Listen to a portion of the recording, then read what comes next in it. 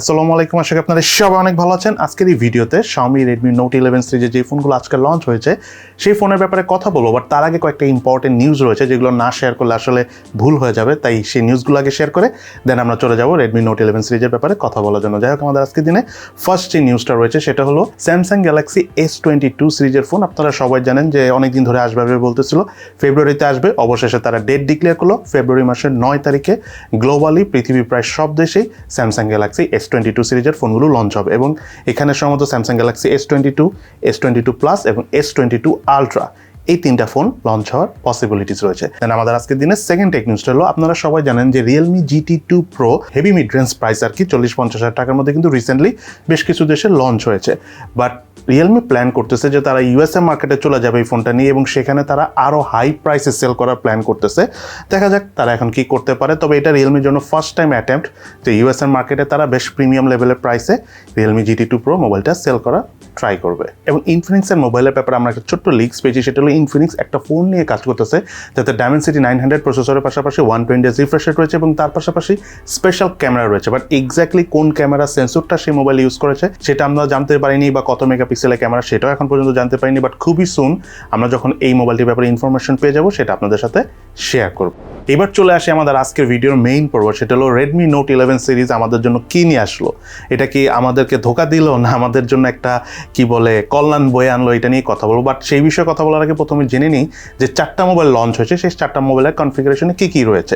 তার মধ্যে Redmi Note 11 ফোনটা এসেছে Redmi Note 10 এর মতোই প্রায় সেম কনফিগারেশনেই, ক্যামেরাটা একটু চেঞ্জ রয়েছে। Redmi Note 10 এ 48 মেগাপিক্সেলের মেইন ক্যামেরা ছিল, বাট এটাতে 50 মেগাপিক্সেলের মেইন ক্যামেরা।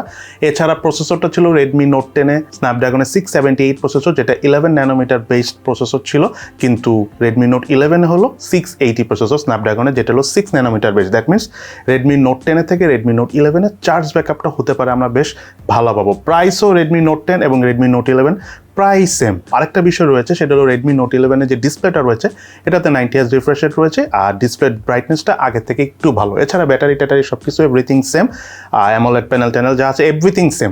বাট আপনারা কি মনে করেন যে 1 বছর ওয়েট করার পর প্রায় সেম কনফিগারেশন এই ফোনটা আনা কি উচিত হয়েছে কিনা?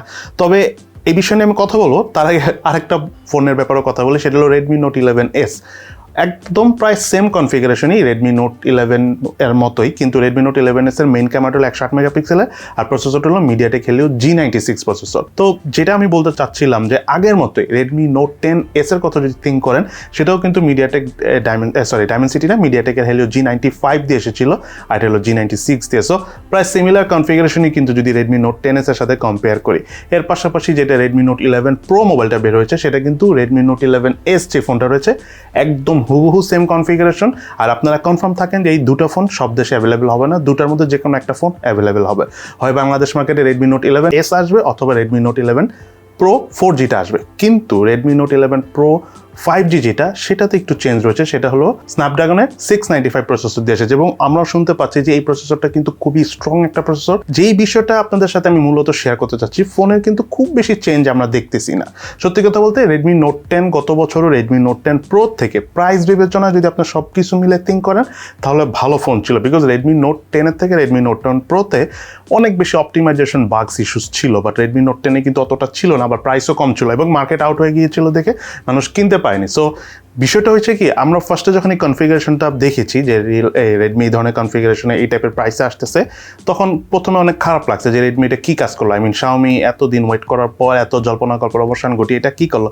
পরে বুঝলাম যে না, তারা আসলে টেকনিক্যালি রাইট কাজই করেছে, বিকজ তারা যেটা করছে Redmi Note 10 এ যে ল্যাকিংসটা ছিল, মার্কেট আউট ছিল, প্রায় সিমিলার কনফিগারেশন দিয়ে বা Redmi Note 10টাই যদি তারা নতুন করে আনতো Redmi Note 10 নাম দিয়ে, তাও কিন্তু তাদের অনেক বিক্রি হতো। সো তারা করছে কি, যেইগুলোতে একটু প্রবলেম ছিল, যেমন Redmi Note 10 এ অনেক প্রবলেমের মধ্যে একটা কমন প্রবলেম রাইট নাও সবাই ফেস করছে, সেটা হলো ব্যাটারি চার্জিং ইস্যুসটা রয়েছে। সো তারা ওইটার জন্য প্রসেসরটা চেঞ্জ করে ফেলছে আর স্ন্যাপড্রাগনের 678 প্রসেসর মার্কেটে নাই।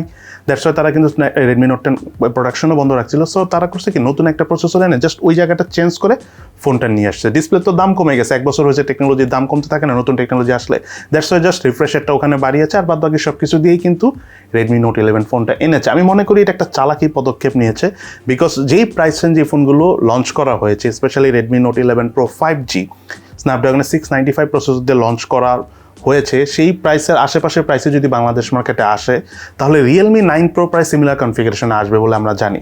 সো রিয়েলমি 9 প্রো প্রাইস অবশ্যই অনেক বেশি হবে, অ্যাজ ইউজুয়াল শাওমি থেকে রিয়েলমি ফোনের দাম একটু বেশি হয়ে থাকে। সেই ক্ষেত্রে এইবারও রেডমি নোট 11 সিরিজের সবগুলো ফোনই জাতীয় ফোন হবে প্রায় সব দেশেই, এটা মোটামুটি কনফার্ম। বাট একটা জিনিস এখন পর্যন্ত আমরা গ্যারান্টি দিয়ে বলতে পারতেছি না, যেহেতু ফোনগুলো আমরা রিভিউ করিনি, সেটা হলো ফোনের পারফরমেন্স কেমন। কারণ পারফরমেন্সটা তো আর বলতে পারবো না, বাট কনফিগারেশন অনুযায়ী প্রাইস দেখে আমার কাছে মনে হচ্ছে যে শাওমি একদম পারফেক্ট কাজ করছে। ওভারঅল আপনাদের অনেকের কাছে মনে হবে যে এটা কী করলো, একই প্রায় সেম কনফিগারেশন দিয়ে আসছে, বাট বর্তমান মার্কেটে মোবাইলের যে পরিমাণ গ্যাপ, মানে মোবাইল যেরকম মার্কেটের শর্ট, আপনি যদি 20,000 টাকা থেকে 25,000 টাকার মধ্যে কোনো ফোন খুঁজেন, এক্স্যাক্টলি তেমন কোনো ফোন নাই। বাট সেই জায়গায় রেডমি নোট 10 একটা ভালো ফোন ছিল, রেডমি নোট 10 প্রো ভালো ফোন, বাট নোট 10 প্রোতে অনেক বাগস রয়েছে। বাট সেই বাগস ইস্যু যদি সলভ করে রেডমি নোট 11 প্রো এবং রেডমি নোট 11 আসে এই প্রাইস রেঞ্জে, তাহলে বুঝতে পারতেছেন কী পরিমাণ সেল হবে এই ফোনগুলো। মানে আমি শাওমির পক্ষ নিয়ে কথাগুলি বলতেছি না, আমি আমাদের সাইড থেকে বলতেছি, কারণ বাংলাদেশে কিন্তু 20 থেকে 25,000 টাকার মধ্যে এক্স্যাক্টলি তেমন কোনো ফোন নেই। আপনারা যদি মার্কেটে কিনতে যান আপনারা কনফিউজড হয়ে যাবেন যে আপনারা আসলে কোন ফোনটা কিনবেন। আর যেগুলো ফোন আছে ওগুলো ফোনের প্রচুর কমপ্লেইন আছে। সো কমপ্লেইন ফ্রি ফোন হিসাবে Redmi note series always popular, যদিও গত বছরের নোট সিরিজ একটু কমপ্লেইন বেশি ছিল অন্যান্য বছরের থেকে। আশা করি রেডমি নোট 11 সিরিজ এবার কমপ্লেইনটা কমে আসবে। তবে আমি আবারও বলতেছি, টেকনিক্যালি রেডমি নোট সিরিজ মোটামুটি আমার কাছে মনে হচ্ছে, যেহেতু সবগুলো ফোন অনেক বেশি প্রাইসে লঞ্চ হচ্ছে এখন, সেই জায়গায় রেডমি নোট 11 মোটামুটি কম প্রাইসে লঞ্চ করছে। এখন বাংলাদেশে কেমন প্রাইসে আনে সেটাই দেখার বিষয়, কারণ ইন্ডিয়াতে গত বছর রেডমি নোট 10 আমার যতটুকু মনে আছে 12-13 হাজার রুপি প্রাইস ছিল, বা এরকমই ছিল আর কি। সো এবারও কিন্তু 13,000 রুপিতে লঞ্চ হয়েছে। সো বাংলাদেশের সম্ভবত ধরে নেন 18-20 হাজার টাকা আসবে, বাট 18-20 হাজার টাকাও এই কনফিগারেশনে আমি মনে করি অন্য তেমন কোনো ফোন নাই, বা থাকলেও এদের মতো এত ভালো পারফর্ম করতে পারে না। ওই কিছুদিন পারফর্ম করে পরে যা ফল ডাউন করে। সো ওভারঅল থিঙ্ক করলে আমার কাছে রেডমি নোট 11 সিরিজ টেকনিক্যালি ভালো ফোনই মনে হয়েছে, এবং আমি মনে করি বাংলাদেশে আসলে ফোনগুলি যদি ভালো হয়, মানে এটা আমি আরেকবারও বলতেছি, সেটা হলো এটা জাতীয় ফোনই হবে। সো বাকিটার সময় বলে দিবে। আপনাদের কাছে রেডমি নোট 11 সিরিজের এই 4টা ফোনের মধ্যে কোন ফোনটা বেশি ভালো লেগেছে সেটা কিন্তু অবশ্যই ভিডিও নিচে কমেন্টস করে জানাবেন। সো আজকে তাহলে এই পর্যন্তই। সবাই ভালো থাকেন, সুস্থ থাকেন, ইনশাল্লাহ দেখা হবে ফিউচারে।